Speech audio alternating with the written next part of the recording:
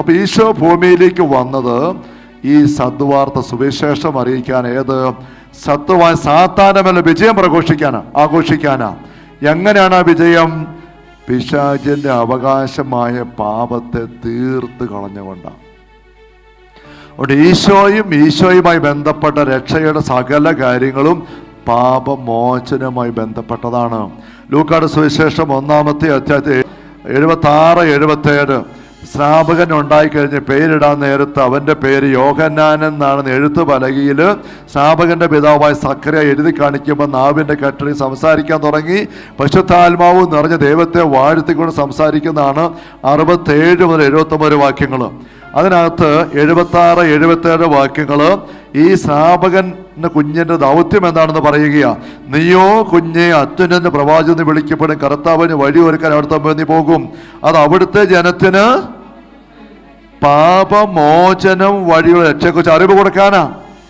കണ്ടോ, പാപമോചനം വഴിയുള്ള രക്ഷയാണ് ഈശോ കൊണ്ടുവന്നത്. ഈശോ കൊണ്ടുവന്ന രക്ഷ സാത്താനെ തകർത്തോടുള്ള രക്ഷയാണ്. സാത്താനെ തകർക്കുകയാണ്.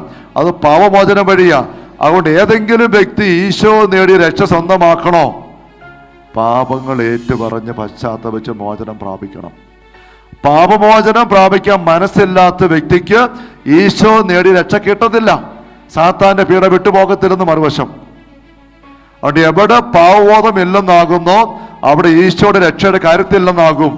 ഇന്ന് പാശ്ചാത്യ നാടുകളിലൊക്കെ ക്രൈസ്തവ സമൂഹങ്ങൾ ഇല്ലെന്നായി, പള്ളിയിലാരും വരുന്നതിൽ പ്രാർത്ഥനയില്ല, അങ്ങനെ വിശ്വാസം തന്നെ കെട്ടുപോകുന്ന അവസ്ഥ വന്നിരിക്കുന്നതിൻ്റെ ഒരു പ്രധാനപ്പെട്ട കാരണം പാപബോധമില്ലെന്നായി. കുമ്പസാരിക്കാൻ ആരും വരികയല്ല. പാപത്തെക്കുറിച്ച് അച്ഛന്മാർക്ക് പള്ളി പറയാൻ പോലും സമ്മതിക്കുകയല്ല.